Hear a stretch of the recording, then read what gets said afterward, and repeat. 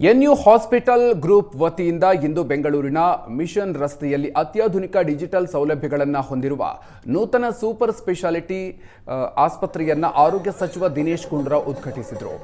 Urology, nephrology, fertility ಮತ್ತು transplant ಚಿಕಿತ್ಸಾ ಕೇಂದ್ರಗಳನ್ನು ಉದ್ಘಾಟಿಸಲಾಯಿತು. ಕಾರ್ಯಕ್ರಮದಲ್ಲಿ ಸಂಸದರಾದ ಮಂಜುನಾಥ್, ನಟರಾದ ರಮೇಶ್ ಅರವಿಂದ್, ಎನ್ಯು ಆಸ್ಪತ್ರೆ ಅಧ್ಯಕ್ಷ ಡಾಕ್ಟರ್ ವೆಂಕಟೇಶ್ ಕೃಷ್ಣಮೂರ್ತಿ, ವ್ಯವಸ್ಥಾಪಕ ನಿರ್ದೇಶಕ ಡಾಕ್ಟರ್ ಪ್ರಸನ್ನ ವೆಂಕಟೇಶ್ ಹಾಗೂ ಇಂಡಸ್ ಹೆಲ್ತ್ ಕೇರ್ ಹಿರಿಯ ಪಾಲುದಾರರಾದ ರಮೇಶ್ ಕಣ್ಣನ್ ಕಾರ್ಯಕ್ರಮದಲ್ಲಿ ಭಾಗವಹಿಸಿದ್ರು.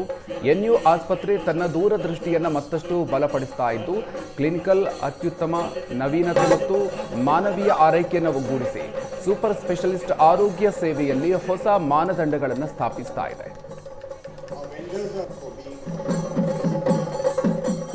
ನ್ಯೂ ಆಸ್ಪತ್ರೆಯವರು ಬೇರೆ ಬೇರೆ ರಾಜ್ಯಗಳು ಕೂಡ ಇದೆ. ಬೆಂಗಳೂರಿನಲ್ಲೂ ಇದು ಮಾಡಿದ್ದಾರೆ, 3ನೇ ಆಸ್ಪತ್ರೆ. ಒಳ್ಳೆ ಆಧುನಿಕ ಆಸ್ಪತ್ರೆ ಮತ್ತು ಖಂಡಿತ ಇದರಲ್ಲಿ ನಮ್ಮ ಜನರಿಗೆ ಒಳ್ಳೆಯ ತಜ್ಞ ಸೇವೆಗಳು ಸಿಗುವಂಥದ್ದಿದೆ. ಆದ್ದರಿಂದ ಬೆಂಗಳೂರು ಇವತ್ತು ಒಂದು ಹೆಲ್ತ್ ಕ್ಯಾಪಿಟಲ್ ಆಗಿದೆ ಇಡೀ ನಮ್ಮ ದೇಶಕ್ಕೆ.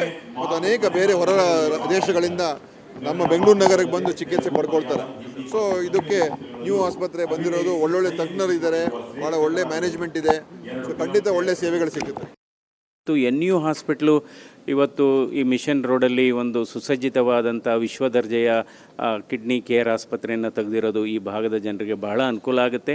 ಯಾಕೆಂದರೆ ಎನ್ಯು ಹಾಸ್ಪಿಟ್ಲಿಗೆ ಅದರದೇ ಆದಂಥ ಒಂದು ಪ್ರತಿಷ್ಠೆ, ಉನ್ನತ ಸ್ಥಾನ ಇದೆ ಈ ಕಿಡ್ನಿ ಕೇರಲ್ಲಿ. ಇಲ್ಲಿ ಉನ್ನತ ಮತ್ತು ನುರಿತ ವೈದ್ಯರಿದ್ದಾರೆ. ಅಂದರೆ ಜೊತೆಗೆ ಮಾನವೀಯತೆ, ಹೃದಯವಂತಿಕೆ ಕೂಡ ಇದೆ ಈ ಆಸ್ಪತ್ರೆಯಲ್ಲಿ. ಅಂದರೆ ಇವತ್ತು ಡಯಾಲಿಸಿಸು ಸರ್ವೇ ಸಾಮಾನ್ಯ. ಇವತ್ತು ನಮ್ಮ ಭಾರತ ದೇಶದಲ್ಲಿ prime minister national dialysis program ಅಂತ ಕೂಡ ಇದೆ. ಬಡವರಿಗೆ ಉಚಿತವಾಗಿ ಡಯಾಲಿಸಿಸ್ ಕೊಡುವಂಥದ್ದು. ಇದರಲ್ಲಿ ಸುಮಾರು 28 ಲಕ್ಷ ಜನರಿಗೆ ಇವತ್ತು ಡಯಾಲಿಸಿಸ್ ಆಗ್ತಾ ಇದೆ. ಸುಮಾರು 5 ಕೋಟಿ ಡಯಾಲಿಸಿಸ್ ಸೈಕಲ್ಸ್ ಆಗ್ತಾ ಇದೆ.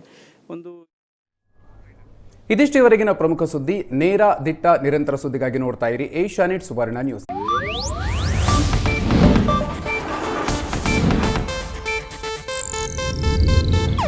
ಇದು ಏಷ್ಯಾನೆಟ್ ನ್ಯೂಸ್ ನೆಟ್ವರ್ಕ್ ಪ್ರಸ್ತುತಿ.